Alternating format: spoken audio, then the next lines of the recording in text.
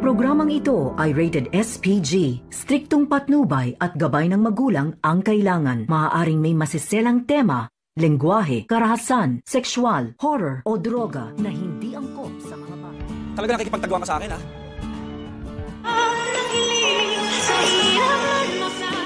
Narito na nga ang mga karagdagan na atin naaabangan bukas sa abot kamay na pangarap.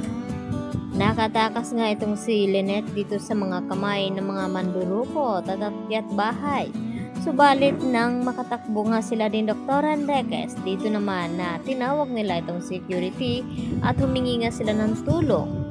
At dahil sa malakas na pwersa ng mga mandurukot na ito, ay nahabol nga itong sina Lynette. Lalo pa may mga bit-bit sila ng mga armas at dito na nga nila pinaputok at naputukan nga itong security guard. Kaya naman, naghihiwalay itong tatlo. Naiwan itong si Lynette at ang dalawa na sina Dr. Patricia Minor at itong si Dr. Katie ay sila naman ang magkasama. At dito na tinakot itong si Lynette na sa isa sa mga magnanakaw na kapag mahuli daw ito ay hindi niya ito sasantuhin at talagang tatapusin niya ito. Kaya agad naman na alarma itong si Lynette at binalot ng takot. At dito na inilabas ni Lynette ang kanyang sandata na isang bulpen. Subalit hanggang saan nga kakayanin ng bulpen na ito na ipagtanggol ang kanyang sarili.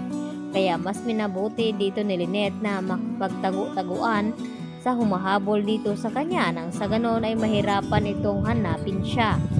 At dito naman nakakuha ng pagkakataon itong si Dr. Enriquez. Natawagan nga itong si Carlos at ibigay ang lokasyon na kung saan ay naroon nga itong si Lynette na hinahabol nila.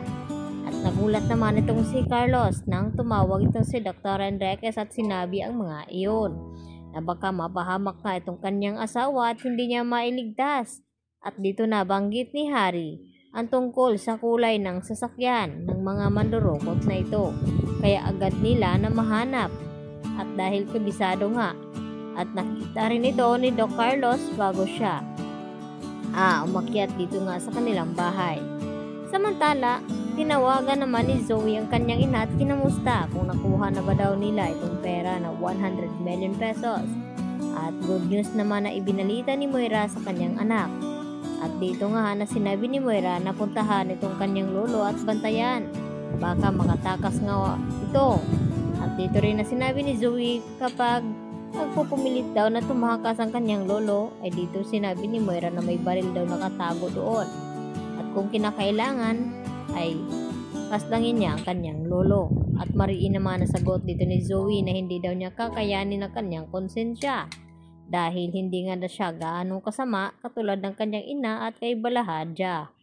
Dahil dito, nagmulat naman ang mata itong si Don Pepe at nakita niya itong si Zoe na may hawak na nga na armas.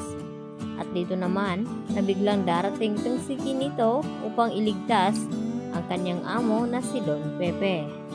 At dahil wala namang lakas na loob na ipanglaban itong si Zoe, pagmamakaawa naman ito kay Don Pepe na huwag siyang paslangin kapalit ng kanyang paglaya at patatakasin nga ito ni Zoe. Dahil kasama nga niya itong si Kinito nang sa ganon ay mailigtas itong si Don Pepe na patuloy pa rin na pinaghahanap dito ng magkapatid na si Giselle at RJ. At umabot na nga sa sukulan na nahimatay na nga itong si Giselle sa pag-aalala ng kanyang ama na baka raw may nangyari na hindi maganda sa matanda. Dahil mas pinapatagal nga at pinaglaruan ni Moira ang dalawang magkapatid. Nang sa ganon ay makaganti nga siya nito sa lahat-lahat ng mga ginagawa ni RJ at Giselle sa kanya. Kaya naman yan ang ating pakatutukan bukas mga Lodi kung talagang makakaligtas nga ba itong si Don Pepe dito sa mga kamay ni Zoe at kung si Zoe ang hindi makakaligtas dito. Yan lang po ang aking karagdagang latest update at maraming pong salamat sa inyong pananatiling panonood dito sa aking puting channel.